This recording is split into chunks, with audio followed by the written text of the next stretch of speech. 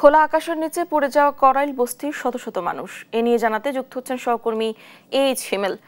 হিমেল, পরিস্থিতি কেমন দেখছেন, কি বলছেন ক্ষতিগ্রস্তরা?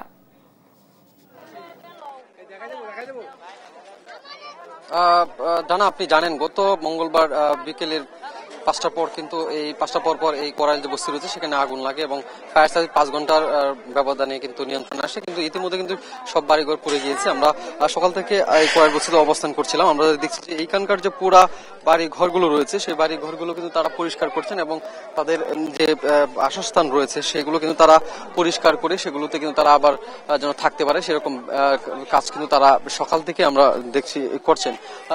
এইখানকার যে বাসিন্দারা রয়েছে তারা যেটি বলছেন যে তাদের এই বাড়ি ঘর পুড়ে যাওয়াতে আসলে কোনো কিছু তারা বাঁচাতে পারেননি।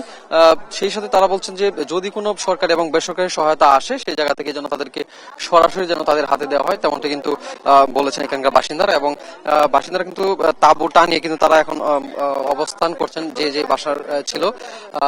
ইতিমধ্যে আমরা দেখেছি যে এই মঙ্গলবারের পর থেকে অর্থাৎ বুধবার থেকে কিন্তু এখানকার যে আমাদের বাংলাদেশের যে সামাজিক এবং রাজনৈতিক সংগঠনগুলো রয়েছে এবং বিভিন্ন রাজনৈতিক দলের সংগঠন রয়েছে তারাও কিন্তু বিভিন্ন সেবা দিয়ে আসছেন। এখানে মেডিকেল ক্যাম্প থেকে শুরু করে খাবারের ব্যবস্থা এবং পানির যে সরবরাহ সেটি কিন্তু দিয়ে রাখছেন এবং কাপড় কিন্তু দিচ্ছেন বিভিন্ন সংগঠনের পক্ষ থেকে।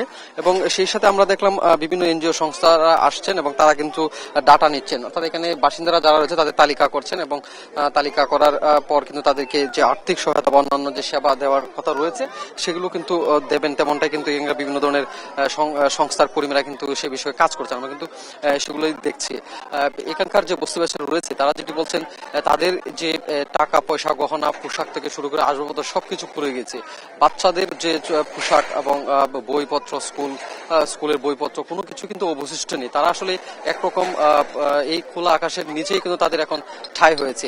তারা যেটি বলছেন যে সরকারের যদি কোনো অনুদান আসে তাহলে সেই অনুদানের সাথে তারা আরো কিছু কষ্টের টাকা বা কিছু ধার করে অন্য কোনো উপায়ে তারা সংগ্রহ করে কিন্তু তারা আবারও এখানকার যে বাসস্থান সেটি কিন্তু ঠিক রেখে তারা কিন্তু জীবনযাপন করতে পারেন, তেমনটা কিন্তু এই করাইল বস্তির বাসিন্দারা বলছেন।